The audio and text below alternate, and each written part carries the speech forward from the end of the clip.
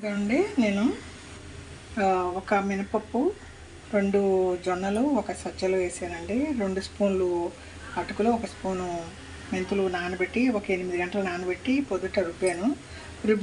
రుబ్బి ఒక 8 గంటలు ఊరబెట్టాను. పిండి బాగా పైకి పొంగింది.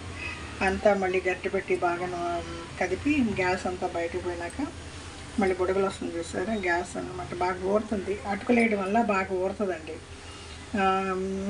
చాలామంది అన్నం వేస్తారు. అన్నం వేస్తే చాలామందికి ఇష్టం ఉండదు.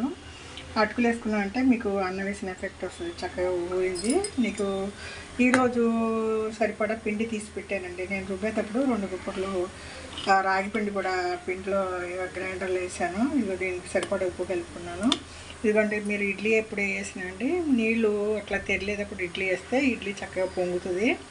ఇప్పుడు మనం ఇడ్లీ వేసుకున్నామండి. ఇడ్లీ వేసి మనం కుక్కర్లో ఇడ్లీ పెట్టినప్పుడు అండి విజిల్ పెట్టకూడదు, ఆవిరిలో ఉడకాలి.